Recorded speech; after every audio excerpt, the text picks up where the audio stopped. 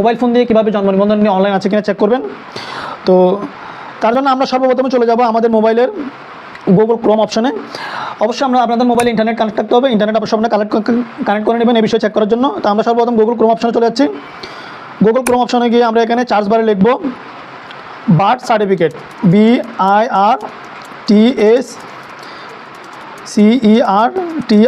হ্যাঁ, আমরা এভাবে পুরোটা বার্থ সার্টিফিকেট লিখে দিব। আমরা ভিডিওর পাশে স্ক্রিনে লেখা দেখতে পাচ্ছেন বার্থ সার্টিফিকেট কীভাবে লিখবেন।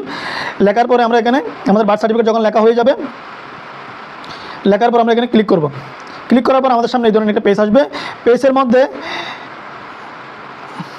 এখানে দেখতেছেন বার্থ অ্যান্ড ডেট ভেরিফিকেশন, এখানে যে দেখতেছেন এখানে আমরা ক্লিক করব। ক্লিক করার পর আমাদের সামনে এই ধরনের একটা পেজ আসবে। এখানে আপনার বলতেছে আপনার জন্ম নিবন্ধনে যে 17 ডিজিটের যে নাম্বারটা রয়েছে এই নাম্বারটা এখানে ওঠাতে বলছেন। আপনারা অবশ্যই সতর্ক সহকারে এই নাম্বারটা ওঠাবেন যাতে ডিজিটগুলো যাতে ভুল না হয়। খুবই সতর্ক সহকারে ঠান্ডা মস্তিষ্কে অবশ্যই এই নাম্বারগুলো ওঠাবেন। আমার এখানে জন্ম নিবন্ধনের যে ডিজিটগুলো রয়েছে আমরা এখানে উঠিয়ে নিচ্ছি। আপনারা আমাদের জন্ম নিবন্ধনের যে ডিজিটটা রয়েছে সেটা এখানে উঠিয়ে নেবেন। আমি আমার 17 ডিজিট নাম্বারটা এখানে উঠাচ্ছি। আপনারা ঠিক একইভাবে 17 ডিজিট নাম্বারগুলো এখানে উঠিয়ে নেবেন যাতে কোনো প্রকার ভুল না হয়। ভুল হলে কিন্তু এখানে এটা ভেরিফিকেশন শো করবে না। তো আমি আমার 17 ডিজিটের নাম্বারটা এখানে উঠিয়ে নিচ্ছি।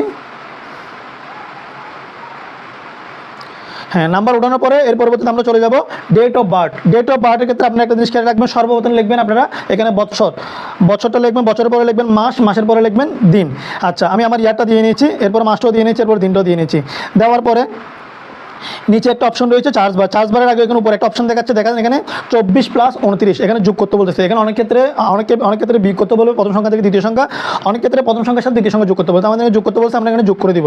যোগ করার পর আমাদের যে যোগফলটা হবে সেটা বক্সের মধ্যে যেখানে আনসার লেখা আছে বক্সের মধ্যে আমরা উঠাই দিব। তো আমাদের এখানে যোগ করার পর আমাদের এখানে আসতে আসতে আনসারটা 53 আমরা এখানে ওঠানোর পর এখানে আমরা চার্জ করব। চার্জ বার আমরা ক্লিক করে দিলাম। চার্জ বারে ক্লিক করার পর আমাদের সামনে এই ধরনের পেজ আসবে। হ্যাঁ, আপনি দেখেন আমি যে জন্ম নিবন্ধনটা এখানে অনলাইন চেক করেছি সেটা অবশ্যই অনলাইন রয়েছে। দেখেন এখানে শো করতেছে, এখানে আমার নাম, আমার পিতার নাম, ডেট অফ বার্থ সব কিছু শো করতেছে এবং পাশে QR কোডও শো করতেছে। হ্যাঁ, দেখেন আপনার পাশে এখানে QR কোডটা শো করতেছে। যদি আপনাদের জন্ম নিবন্ধন অনলাইন থাকে তাহলে গণপ্রজাতন্ত্রী বাংলাদেশ সরকারের এই পেজটা আপনাদের সামনে শো করবে। আপনারা এখান থেকে এই পেজটা যদি আপনাদের সামনে শো করে তাহলে আপনারা নিশ্চিন্ত যে আপনাদের জন্ম নিবন্ধনটি অনলাইনে লিপিবদ্ধ আছে। হ্যাঁ, এখন আপনারা এটা ডাউনলোড করে নেবেন। ডাউনলোড করার জন্য পাশে 3 ডট অপশনে যাবেন। 3 ডট অপশনে গিয়ে আপনারা অবশ্যই এখানে ডেস্কটপ বারে গিয়ে আপনারা এটা ডাউনলোড করে নেবেন। তো আশা করি আপনারা ভিডিওটা বুঝতে পেরেছেন কীভাবে আপনারা এখান থেকে এটা ডাউনলোড করে নেবেন। এটা হচ্ছে যাদের অনলাইন জন্ম নিবন্ধন অনলাইন আছে তাদের ক্ষেত্রে এই পেজটা শো করবে। এখন যাদের জন্ম নিবন্ধনটা অনলাইন লিপিবদ্ধ নেই তাদের ক্ষেত্রে কী শো করবে? যাদের জন্ম নিবন্ধন অনলাইন শো নেই তাদের ক্ষেত্রে অবশ্যই নো রেকর্ড ফাউন্ড এই কথাটা এখানে শো করবে পাশে।